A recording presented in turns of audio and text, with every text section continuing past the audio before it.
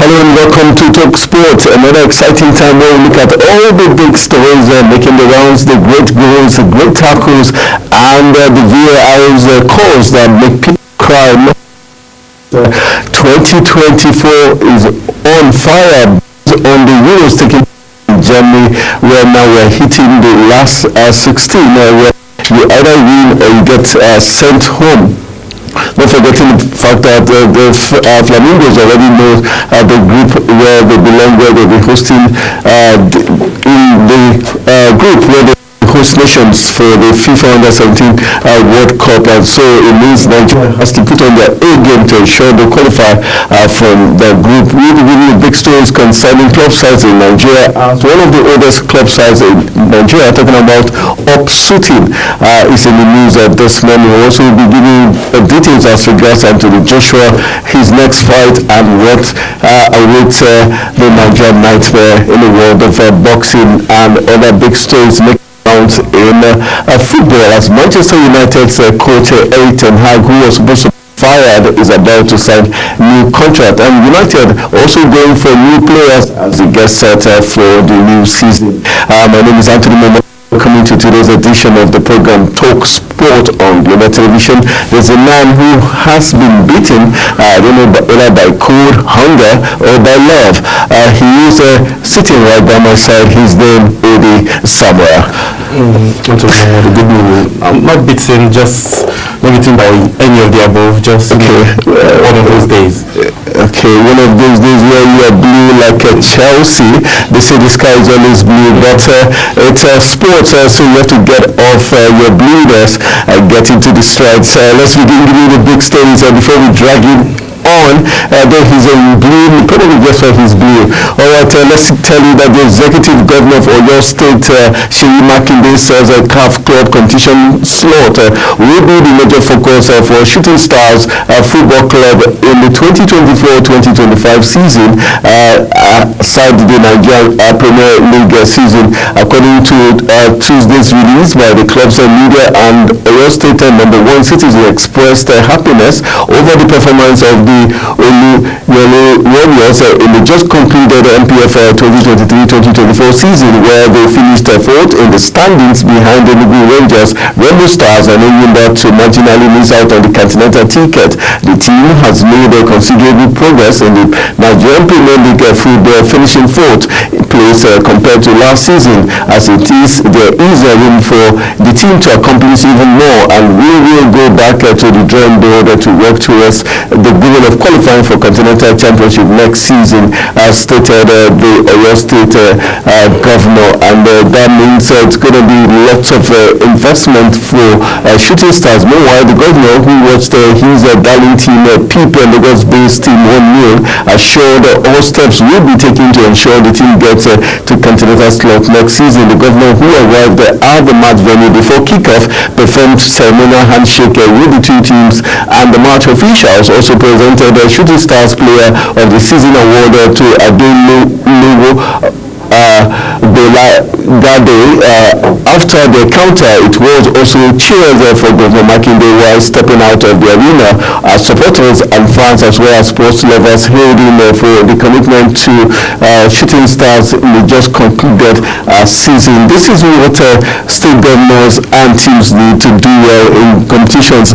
For Seyi Makinde, probably his interest and contribution came midway when the season was almost wrapping up. Probably if he had come a little bit earlier, they might have just qualified for the continent. There was a high chance that they might qualify if the support would have come a bit earlier, but it's better late than never. It shows that he's interested in what they are doing, and it shows that CMT has made this commitment and these comments on the continent being the priority. I think every support needed, every equipment that they need, team that they need, medical staff, whatever that is needed, salaries being paid, allowances being given, would probably get into play, and then to motivate these guys commit more and get ready to face the next task ahead of them. So it boils down to him and his entourage just supporting them and providing them every detailed thing that they need. For Shooting Stars for this season, next season, they're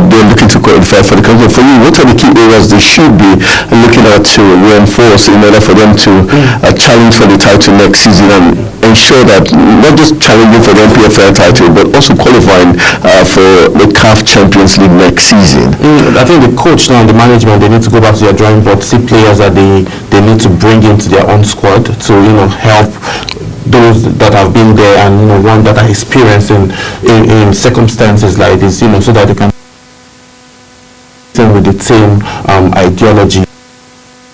So I think what the coaches are is watch their watch where the ones that they won and then the one that they will see differently for that win to come. I think he should watch that, build on that, then look at players that you can get poached from one of these other teams, even though from the local based teams here or from the NNL or even from other small countries in Europe. Get players that can come and help you guys achieve that dream of getting to the continent and getting being top contenders for the Nigeria Professional League. Alright, so up-shooting stars, 3SC will also call them. Hopefully next season they will be coming in with a shout.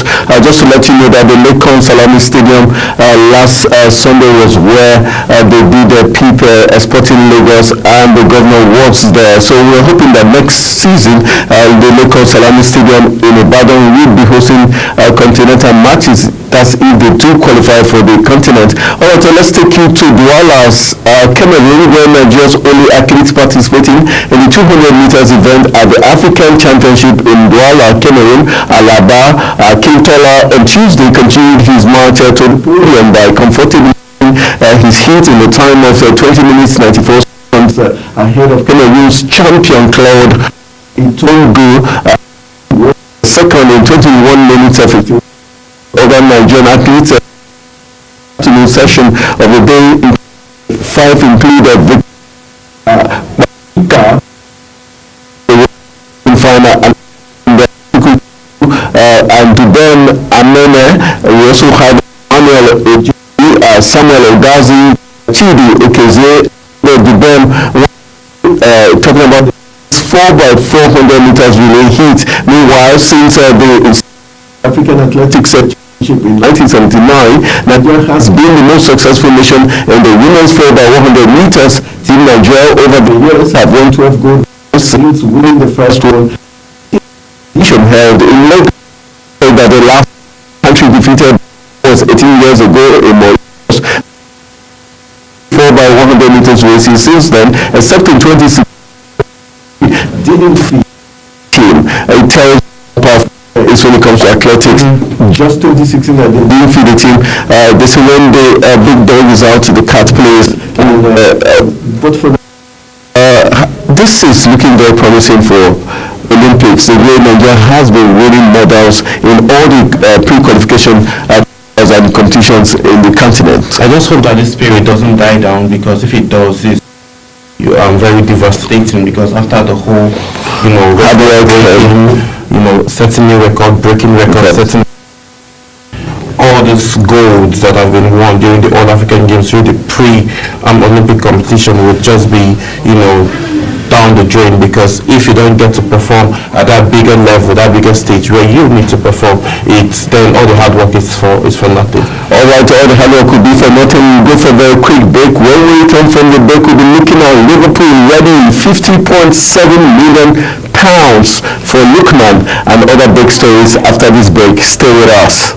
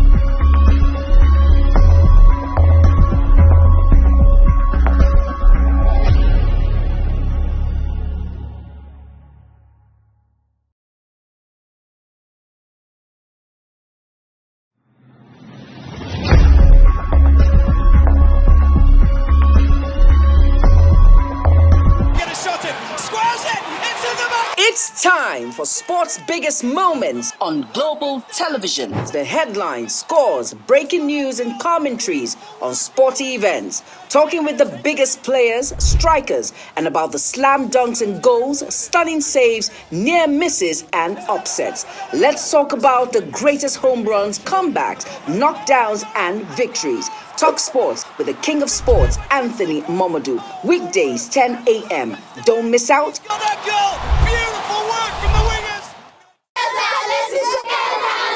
Hello, children. Gather around, let me tell you a story. Do you know that stories have a way of captivating the minds of children, bringing fun and imagination to teach them morals?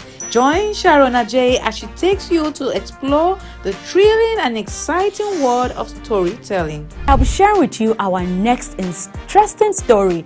Tune in every Saturday on Global Television, time 5:30 p.m.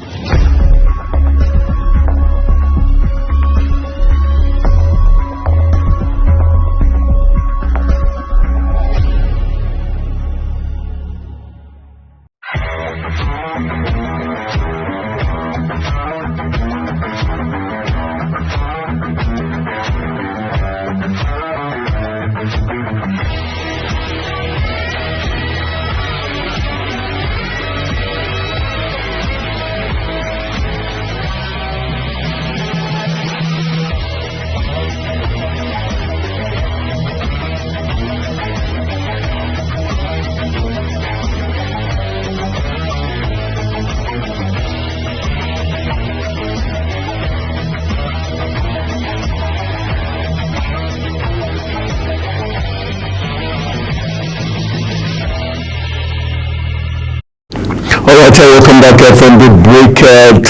Talk Sport team is in full flight as we bring you all the big stories making the rounds. Let's enter the transfer room where the big story here comes from Anfield as Liverpool are preparing a bid for £50.7 million for Atlanta star Ademola Lookman, and he is from Nigeria. In case you didn't know, let's tell you that they aim to strengthen the attack this summer, and the 26-year-old has revived his career at Atlanta under the guidance of Gian Piero Gasperini following a period of inconsistency at Everton, Fulham, Albion, Leipzig, and Leicester City.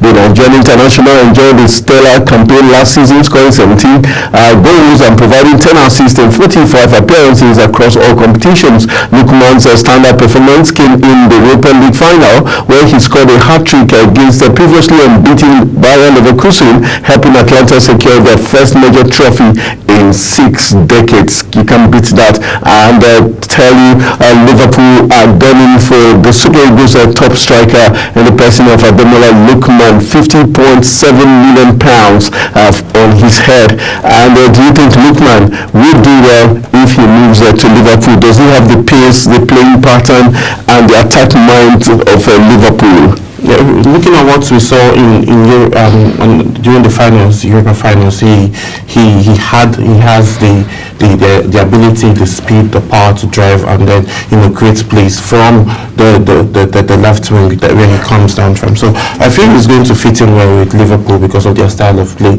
They are attack minded and they are also defensive minded. So I feel he's going to fit in well. But the thing was that happened. He didn't enjoy success the last time he was in England. He didn't enjoy success with Everton. He didn't enjoy it with Fulham. He didn't enjoy it with Leicester City. So he's now started finding his feet over there in Europe. I don't know probably if that place suits him more or the experiences he gathered from England now helped him to shape in and then fit in more in Europe. But for me, I feel he should come to Liverpool. Liverpool is big of a club, and they are title contenders in the professional in the Premier League, and I feel he's going to fit in well. And he's going to Liverpool is also going to expose him the more to bigger clubs as well to see the potential and quality that he has. Okay, let's look at from Fulham, Leicester, and RB Leipzig, and Atlanta now to Liverpool. Do you think the turning point for Lookman was when Liverpool were beaten by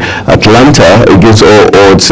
Was that when Liverpool knew that this man was a game changer? And if he goes to Liverpool, how big a chance is it for him to pull down the shirt, knowing fully well there's a new coach, and there are certain players already on ground? There are certain players on ground, obviously, and there's a new coach. So the new coach has seen, the quality that Lookman has. Lookman was the brain behind Liverpool losing out, and not making it through to the final. He gave them a lot of tough times, right? So I think he's going to fit in well. He's definitely going to fit in well because the firepower of Liverpool is not as it was when Sadio Mane was there. It just looks as if the whole job is on Mohamed Salah. So I think they need someone else with that firepower who can also fit in. And there are rumors that says Salah might be leaving. So there's a very, very big chance for him to fit in Liverpool. All right, we wish Ademola Lookman the very best. I can already see him in the Liverpool colours, and I know he's going to be amazing playing for Liverpool. The style of play suits him. He runs very fast. He's got the pace. He's got the trickery Liverpool team needs. And like Odi did say, since the exit of Sadio Mane, Liverpool has lacked that impetus up front. Someone who causes the havoc and lays the ball and the marker for Mo Salah and co to finish up the job. Can Ademola Lookman replicate that such impact on Liverpool is yet to be seen. The £50.7 million laid down for Ademola Lookman. Let's see if he will be moving to Anfield, where they say they never ever walk alone. All right, let's go from where they never walk alone to the theatre of dreams, where dreams come true, where they've got the cabinet full of trophies. Let's go to the theatre of dreams, talking about Old Trafford, where Erik ten Hag has moved closer to signing a new contract at Manchester United. That's the big story there. Following positive talks with the club, Ten Hag will enter the final 12 months of his current 3-year deal next week, and United co-owners have offered the Dutchman new terms after deciding to keep him as manager following an end-of-season review. Sources say agreeing Ten Hag's new contract is a priority, but insists that nothing has been finalized yet. Despite some modifications to his role at Old Trafford, it is understood it will not be a great deal of change, and Ten Hag will still retain the title of manager. Speaking on Dutch TV last week, after United officials flew to his holiday base in Ibiza to tell him he was keeping his job, Ten Hag said, Manchester United and I still have to find an agreement for a new contract.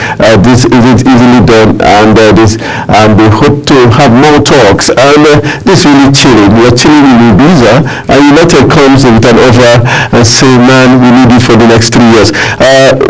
Do you think Ten Hag is going to be under pressure to prove a point that United made the right choice in keeping him for next season, or you think he's likely just going to take it smooth sailing and we're truly going to see the best of Ten Hag in the next season? I think we're going to see the best of him because he has proven to them that, okay, since you didn't fire me, he was able to get them the FA Cup that they sorely needed, and then he did that to Manchester United fans when you were still a fan of Manchester United. So for that angle, I think he has proven the fact that yes, he can handle the job. That's why he has the ability now to say yes, even if you're coming at me with 3 years contract, I need to have some of my own things, stated in. And then just like when he made mention that he'll be needing his assistant coach or one of the staff coaching crew members who is from South Africa. McCarthy. Yeah, he said he wants him back. So he has, his own negotiation power, and then he has a few requests too that I feel Manchester United would want to, answer. And I feel by next season, with the current players of Manchester United coming back, being injury free, we just hope that Marcus Rashford gets off his feelings and then get ready to play football by next month, by August. So we're just hoping that he gets better. But for Erik ten Hag, I think he's happy now. He won the FA Cup and he has a negotiation power. Okay, we also did get some stories about United already going to the transfer market trying to get some players. Does that tell us the intention of the new Manchester United owners, the fact that they're already looking at the transfer market and they're willing to spend the cash? We also did get a story some 48 hours ago that Ruud van Nistelrooy, a former Manchester United striker, is likely to join the Ten Hag backroom staff, and that means they might not bring back Benny McCarthy, because Van Nistelrooy was one of the legends in terms of goal scoring, which was what Benny McCarthy did for United. How do you see this playing out? I don't know how they want to play it out, but Erik ten Hag has just made mention of who he wants. So I don't know if I think Manchester United needs to look at that and then at least give him what he wants and then make everything available for him. So if he doesn't get to perform, he wouldn't come back and say, okay, I requested for A, B, C, and you decided to give me F. So I think at that point now he would okay, this is not my fault. I didn't have the team I wanted. So I think at that point, I feel that's one of the reasons, that's the angle now he's going to be negotiating for him to have those on his team that he feels like they all align and they can work. So now for Van Nistelrooy coming into Manchester United, Van Nistelrooy is a great guy. He was a great player and he did so well with the teams he coached in Europe. So I think they should find a balance if they really do want Erik ten Hag as a manager and he wants a South African body as his assistant coach, and then Manchester United wanting Van Nistelrooy. I think they all need to sit down and find the balance and see where these two guys will fit in. All right, hoping the balance will do United a trick and so that they can kickstart the 2024-2025 season in a very grand style. All right, let's move on to Euros where some big things are happening. Hooliganism is at it again as the Southgate was targeted with missiles by irate England fans following their latest dismal Euro 2024 performance in Cologne. England topped the group with a goalless draw against Slovenia, but they were once more booed by their own supporters after their final whistle, while head coach Southgate had 3 plastic pint cups thrown at him as he acknowledged the travelling fans. Meanwhile, further doubt over the team's hopes of winning the tournament were billed as favourites for them has emerged, while uncertainty over Southgate's position as head coach post-Euros will increase following the supporters' reaction after another abysmal display in Germany on the plastic cups being hurled at his direction. Southgate said he understands and he's not going back from it. The most important thing he said is that they stay as a team, and he says he understands they are coming at him. That is better for the team than being towards them, but it's creating an unusual environment.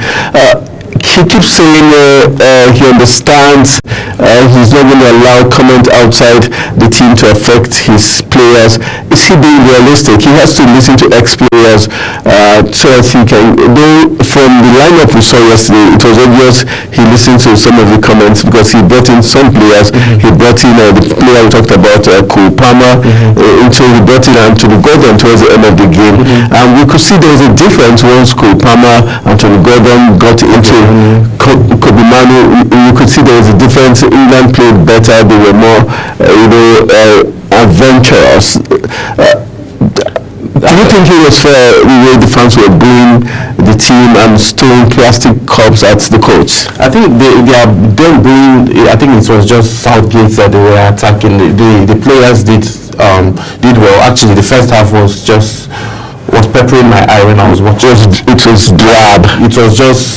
It was nothing to write home about. But the moment immediately after the first half, Kobe Manu came in, the game, like it didn't take 5 minutes for the change of the game to happen. So if you had started Kobe Manu, Cole Palmer and Gordon, all of these guys in the first half, probably they would have scored because the attempts in the first half were more clinical, and then they were not even timing their runs properly, lots of loose balls, give a pass, nobody's going running for the ball and all of those things. That's what happened, and I felt this coach would have done better in the sense that putting players that understand each other and then time runs. But for him now, he always comes to say he's not letting comments from outside affect players, but at least, like you said, he took a page of what people were saying, and then there's a bit of change. But if he continues like this with this experiment of doing try and knock, I don't know if he's loyal to England or loyal to the players,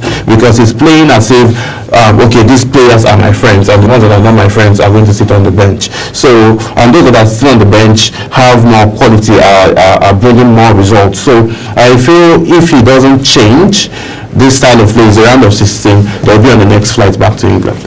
For the players, do you think they are under pressure, or there's something he's still not getting right? Some people have said Declan Rice might not just be the man. Probably he's not opened his game, that's why England is not doing well. Do you think there's still something wrong where he's not getting it right? I think Declan Rice is not performing as we expected him, as me for one have been expecting him to perform. Jude Bellingham yesterday didn't even have one shot on target, like one shot at goal, not even on target or off target for the whole 90 minutes. Is it psychological? What do you think the pressure on the team to perform? I think now these guys, we all saw what they did in their club sides, and a lot of players, a lot of ex-players, fans, even the coach himself was expecting to get the same kind of result, but it's not happening because these guys, this team, they don't always play together. So the chemistry is not there yet. And I think with the formation and the players that he put in, they don't have synergy. The moment a few changes were made, where Cole Palmer came in, Kobe Manu came in, and you can see a change, more lively, more exciting to even watch. So I think there are more things he needs to do. He needs to listen more to ex-players and just call up for advice, and then okay, with that now he's going to win. But I feel he plays most of his friends. That's why England is suffering. There's issue of other players in the team. Can there be also some changes made, like Phil Foden? For me, I feel Phil Foden is still not getting it right. Phil Foden is more powerful when he's playing the number 10 position. That's why he plays in Man City. He plays that, and then he's a problem. And then at that point down, the number 10 position is close to number 7. So you see him at number 7, you see him at number 10. So he and Rodrigo, they do switch plays most of the time. So the moment they switch, like he can just run down from the right hand side, and then we know how dangerous his left foot is. He rings the ball far. But Southgate now plays him from the left, which is a problem. This guy is left-footed, and then he's going to struggle to come in and then give the pass. So he's putting more work on Foden. That's why Foden is not like very active or at his best. We all see the position that Pep Guardiola plays in. He puts him in number 10 and number 7, and then that's the problem. He is a problem from those sides. But this time around, he comes from the right side, which is not favorable for him. So I feel Southgate needs to change that. All right, Southgate has a lot of work to do to get the three lions back in shape. But one player is being held by fans is Manu Kobe, who is originally finally from Ghana. Let's say that France praised Kobe Manu for his impact after coming on at halftime of England's draw with Slovenia at the Euro 2024. Southgate side put in another tepid performance in the first half of the match in Cologne, failing to improve on their showing against Denmark that received widespread criticism for the game. Southgate made one change to the team with Conor Gallagher replacing Trent Alexander-Arnold in the midfield, but the Chelsea man only lasted half an hour before being replaced by Manu. It was a move that was praised by fans, with many questioning why Gallagher was the man to replace Liverpool defender turned midfielder. The Manchester United man received a number of plaudits for his impact on the game as England chased the win, which would guarantee them a top of spot of Group C. We saw Manu at his best. We also saw Alexander-Arnold retain his left back position, and he quite did well left and right back position. Let's look at Manu and the fact that he showed he's needed in that team. It just clearly shows that, okay, this one has been taking a very long decision. Yeah. Because when Kobe came in less than 5 minutes, they showed that I'm this piece that you've been missing. Though I think the match for yesterday, they didn't just want to score because England had opportunities to score, but I didn't know what they did, and then they ended up not scoring. Well, the thing is, he has been missing out in the competition. Cole Palmer has been missing out. So these guys that he has not been playing, they came in. If they had started the game, it would have been different. The results would have been different. We also watched the second half, but at some point, the Slovenian guys, so they were also, on the defensive and attacking, and any opportunity that they have, they just try to make a very quick run. But for Southgate, he needs to be consistent.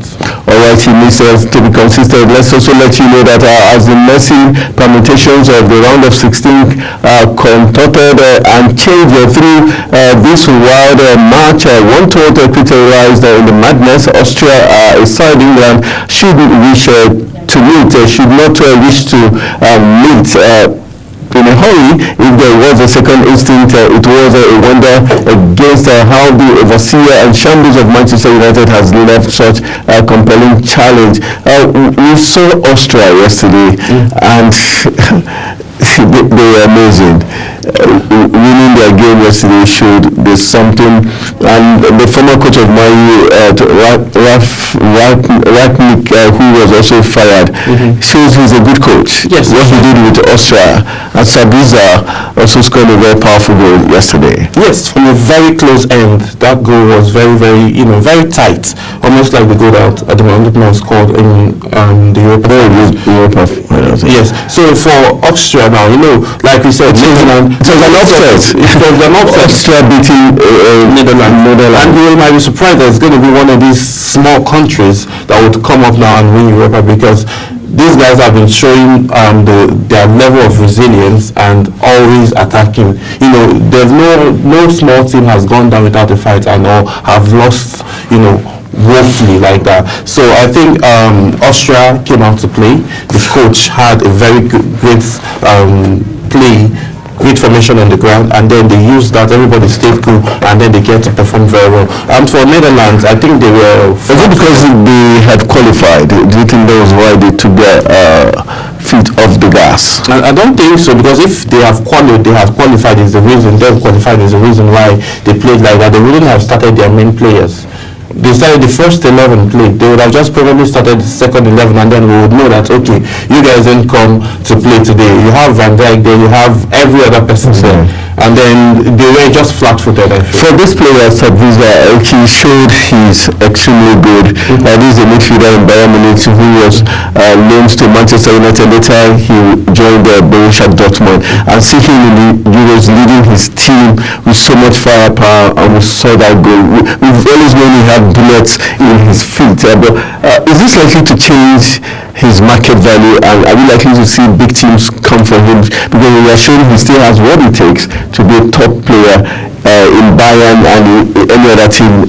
Yeah, I think he has what it takes, and this is opening him to the market, and because since the transfer windows are still open. So looking at his performance in the Champions League, even in the finals, he performed very well. I wonder why Ten Hag let him go for Amrabat. So you see, that's another problem now for Ten Hag. I think we'll discuss that another day. Ten Hag makes a whole lot of decisions, and I think he gets so emotional. That's why you always have problem with his players. So for Marcus now, Marcus was amazing. This opens him up to a higher market value. You know, your team is an underdog, and then you're coming as a captain doing this. That means you have that leadership spirit and then the winning mentality. So it's amazing. This goal that he scored was very, very clinical and very technical from the very close edge. You know, and then you whipped it hard and swift. Top corner. There was nothing the goalkeeper could do than to just lift up holy hands and watch the ball go into the net. All right, one player is really sad with what the Dutch team how they lost against Austria yesterday. Yes, he indeed one of the star players in the past. Rafael van der Vaart has hit out at fellow Dutchman Virgil van Dijk after the Netherlands slipped to a shock 3-2 defeat by Austria to finish third in Group D at the Euro 2024. The Netherlands had already secured their place in the last 16 heading into Wednesday's clash, but delivered a lackluster display as they fell behind 3 times. The deciding goal saw Van Dijk caught 7 yards behind his team's defensive line, with former Manchester United midfielder Marcel Sabitzer racing through to seal the win for Austria. Van der Vaart was highly critical of the Netherlands' disgraceful performance and believes it laboured Van Dijk's attitude on the pitch. Was that fair? As hitting Van Dijk, can we hold Van Dijk responsible for that goal? Yeah, I will hold him responsible. Come on, we know you, Van Dijk. We know what you do on day in, day out. And then for those slick defensive errors, those are like errors that can be corrected. You know, so I think Rafael holding Van Dijk responsible, yes, because he is the only one that can hold responsible, because someone must, you know, go get the strokes of the cane, because you are the captain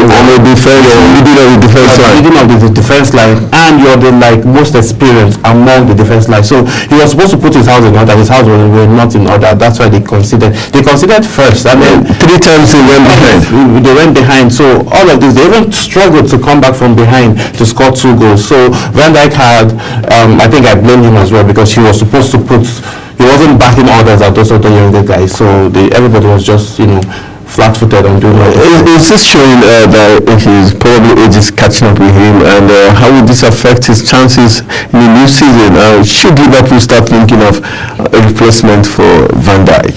I think he's not that old for him because he's losing pace already. I think he needs to, you know, I feel he still has this thing in his head that Jurgen Klopp is out of Liverpool. So he has, you know, since that incident, since the fact that they had his back and forth on the field during, I think, Liverpool's second to the last game. Since then, I think his game has actually dropped. So no, since after the loss from Atlanta, yes, since after that loss, because he was also held responsible for that. So I think since then his game has dropped drastically, and then his confidence. So I think he needs to look for it. He's still young, not super young like that, but he's still young, and then he still has like 3 to 4 seasons ahead of him, so he needs to find it. All right, Van Dijk need to find the confidence level back. Let's still talking Euros. Let's talk about the Denmark and Serbia game, where in the end Serbia, chasing history at a major tournament, threw everything at it. Every attacking player in their itinerary sent out to the battle. They left them in with no regrets. When the final whistle blew, they felt just short, but did so with full of pride. There was plenty line there for both teams heading into the completely Group C game, but it was Serbian boss Stojkovic in particular who was keen to pull out all the stop. Meanwhile, Novak Djokovic, pausing his preparations for potential Wimbledon appearance next week, was in attendance in Munich, while Serbia's water polo team got special dispensation to pause the Olympic Games preparation to cheer the team against Denmark. Let's look at that game. We had all the big stars in Serbia come to it. It tells you how football is more powerful than other sports. Yes, it's very powerful because a whole of Denmark. I was just surprised that the game itself ended in a goalless draw. I expected maybe a win for Denmark. So Christensen was actually, at it. And I was surprised he played better than we saw him play last season in United. So I think, United, I feel United is going to be a problem next season. In terms of, you think the players are going to come back good and all right. So that's what I think. That's what I think, and that's what I feel they're going to be a problem next season. But for Christensen, I was amazed. He was literally everywhere, taking the corner kicks, free kicks, everything, getting tackles. He was just like, Kante for France. He was just, all over the place, getting tackles and all. But I'm happy that they are still qualifying and then getting to the knockout stage and see how they are going to qualify for the round of 16 properly. All right, we've got France taking on Poland, and it was 1-1, and Kylian Mbappe wore it so well, talking about the face mask, and but finally we had Lewandowski scoring, and but the game ending in a 1-1. France also we thought they were going to win with a large margin, but it just ended 1-1. Ended 1-1 because this, what most of these big teams are expecting is not what they are saying. Like we said, we predicted that the younger teams, the underdogs now are going to give the bigger teams problem this time around, and that is what is exactly what's happening. It's either you get a draw, or you struggle and just win with just a goal, or the smaller team will just beat you, and then when they are beating you, they'll beat you properly. So you know that, yes. It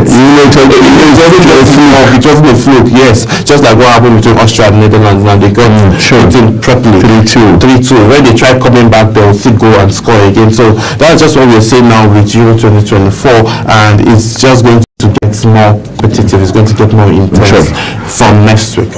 All right, let's move on quickly. Tell me our friend Novak Djokovic raised from center court to watch his beloved Serbia in Euro 2024 action on Tuesday. The tennis superstar practiced at Wimbledon during the day as he recovers from knee surgery after pulling out of the French Open earlier this month. He then hot-footed it across the Munich to take his seat for Serbia's crucial clash with Denmark. So that's nice to see Djokovic going to support his team. Let's move on to Copa America. Yes, a game official in Canada's Copa America win over Peru collapsed in a frightening scene in Kansas City on Tuesday evening. Guatemalan assistant referee Roberto Panjos had to be removed from the field on the stretcher during added time in the first half, soon after Canadian goalkeeper Maxime Crepeau urgently called for the EMT to rush to the officials' aid. We'll be seeing a lot of this health challenge for teams. Now we're looking at the officials. Well, I think there should be more tests for these players and officials, and probably the weather condition is not making it any easier. I think the weather condition is not making it very easier. It's not making it easier, but I think something else that needs to be done is to always check these guys before they come into the game and start. Most of the time now, let's see if with the weather conditions, if they can even initiate something new, and then maybe have two referees, maybe you handle the first half and someone else come handle the second half, just because of how tedious, how very hot the weather is. But there's this water break for them usually. There's water break, but water break can just help you feel relaxed for a few. But this is something that they can also look at and see the possibility of two referees in one game. I think that would help. I feel that would help. And again, a whole lot of testing needs to be happening for all of these referees, and to make sure that they are totally fine. All right, that's to say the Cooper test normally done by FIFA and CAF is not enough. More regular tests needs to be done. Let's take it to mixed martial arts, talking about MMA, and Pereira rules out Adesonya's trilogy is the big talking point as UFC light heavyweight champion Alex Alex Pereira has ruled out a possible return to middleweight for the third fight against former champion Israel Adesanya. In a recent interview, Pereira made it clear that a trilogy fight with Adesanya was unlikely. Trilogy with Adesanya is something he said he would not be involved with. Pereira and Adesanya have one of the most intense rivalry in combat sport, which includes 4 fights across boxing and MMA, with Pereira leading the series 3-1, twice defeating Adesanya in kickboxing before transitioning to MMA, where they met again in the UFC in the first MMA bout at UFC 281. Pereira stunned Adesanya with a 5th round TKO to capture the middleweight title. However, Adesanya exerted revenge at the UFC 287, reclaiming the title with a second round knockout. This heated rivalry has captivated fans and added significant drama to their encounters. Alright, Adesanya, so that means no chance for him to get another shot at getting revenge against Pereira. I think he got his revenge already. He took his belt and then he came back. Yeah, but Pereira is still leading 3-1 in the series in terms of wins. That's like in the MMA. That's out of UFC. But if he wanted, I think Adesanya feels that Pereira is the only challenge that he has now totally conquered, because when he came into the UFC, he conquered every other person from Alexander Chimaf. He was able to beat all of them. The top fighters in the UFC, was able to overpower all of them before he climbed up to the ladder to become the champion. Before Alex Pereira now took it away from him and he got it back. So I feel he wants that. He wants to conquer him properly and know that, okay, I'm done with this chapter, I'm on to the next. Alright, let's quickly do some tennis before we call it a wrap. Despite appearing in a great hurry to finish off Sloane Stephens, Emma Raducanu afterwards signed the camera, saying, "My own pace." The 21-year-old won the last 9 game of the match against fellow US Open champion Stephens to reach the second round of the Eastbourne, before elaborating on a cryptic message: "Whether it is tournament scheduling, whatever it takes, how much time I take off to train compared to compete, I am way more focused on my own lane and less susceptible to outside opinions." And quickly running into boxing, Alexander Usyk has announced that he will be vacating his IBF heavyweight title, leaving the path clear for Anthony Joshua to get his shot at becoming a 3-time champion in the boxing's blue band division. The Ukrainian was given an exemption from making a mandatory defense of his belt so that he could face Tyson Fury last month, and he was a crowned undisputed champion after beating the Gypsy King via split decision in Saudi Arabia. He has now agreed to a rematch with Fury on December 21st, but all of the titles will not be on the line this time. Usyk took to social media to confirm he will be vacating his IBF belt on Tuesday night, with Joshua now expected to fight fellow Brit Daniel Dubois for it at Wembley Stadium on September 21st. Usyk started his video by saying, "Anthony and Daniel, listen, I know IBF title important to you. Take it, my present to you." Alright, this is already, the die is cast.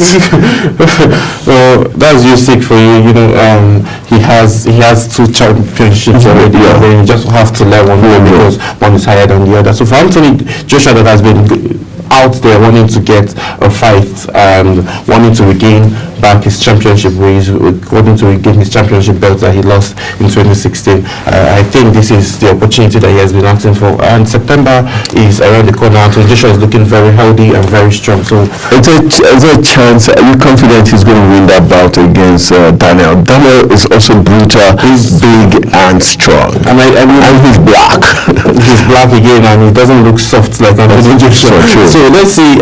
It's going to be a very close one. It might end up, in a split decision at the end of the day, for maybe in favor of probably Anthony or Daniel. But for Daniel right now, he's looking very strong. Anthony, they are both looking very, very healthy, and Anthony is motivated coming out of 3 fights with 3 wins each. and Daniel also coming out of 2-5 here, two wins as well. So they're all hyped, they're all motivated. So let's just see what happens on the 21st of September. All right, 21st of September happens to be a very great month of Boxing Night as right here in Nigeria. We're also expecting September 9th where the president's belt will be up for grabs. It's going to be a great one. We've got Marvin Hagler, a senior's grandson in the person of James Hagler Jr. Will be up for grabs, wanting to take the president's belt, which is he will be fighting the Nigerian boxer Adebayo, the brutal Adebayo will be facing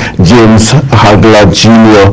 Who will be coming from the United States of America. Then we'll also be having Tosin also from the UK taking on the ferocious boxing strength of other boxers, his opponent here, and we'll be having Obina there, Matthew will be facing Tosin from the UK. Then also we'll be having another big fight where someone is going to kiss the canvas. It's going to be the Malawian champion in person of Simwaka versus Elizabeth Oshoba, who somebody's crushing over already, but it's going to be a titanic battle in September. So we're looking forward to great things in September, just as Anthony Joshua will be looking to claim IBF belt. So that's where we're going to become a wrap on today's edition of the program Talk Sports on Global Television. My name is Anthony Memorial, King of Sport, saying thank you for always being part of it, and to my partner who does the business of breaking down sports like piece of cake, Samuel Odi. Always a pleasure doing sports. Thank you so much. Always a pleasure being here. It's always we're looking slick like blue. Well, you know, that's oh boy, an easy man. So thank you for being part of the program. We're saying good morning and see you tomorrow. Good morning.